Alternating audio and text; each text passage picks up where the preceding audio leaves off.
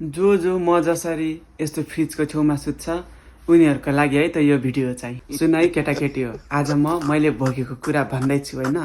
एकदम धेरै फाइदा छ। स्वास्थ्यको लागि फाइदा छैन, तर खानको लागि भने एकदम धेरै फाइदा छ के यो ठाउँमा।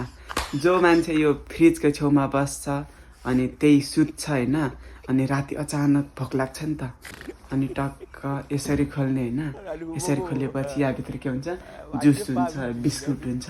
त्यति मात्रै होइन, अझै बेला बेला त पाकेको चिकन हुन्छ।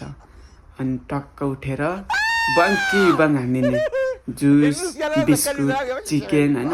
यहाँ जे छ अगाडि नै अलरेडी भएको त्यो पाकेको कुराहरू होइन, बङ्की बङ हान्ने फेरि सुत्ने।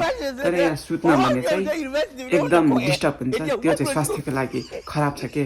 किनकि यो फ्रिज रातभरि बज्छ नि, कानमै बजेपछि निन्द्रा लाग्दैन।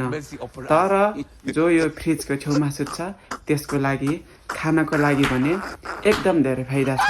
जो यो फ्रिजदेखि टाढो छ उनीहरूलाई चाहिँ घाटा हुन्छ, किनकि उनीहरू भोक लाग्यो भने जुरुक्क उठेर आउनु पर्यो, उभिएर निकाल्नु पर्यो। अनि यो जो फ्रिजको छेउमा सुत्छ त्यो त टक्क उठ्ने होइन, टुक्रुक्क बस्ने, यसरी ढोका खोल्ने अनि निकालेर टुक्रुक्क बसेर बङ्की बङ हानिदिने। यति फाइदा चाहिँ मैले भोगेको छु ल।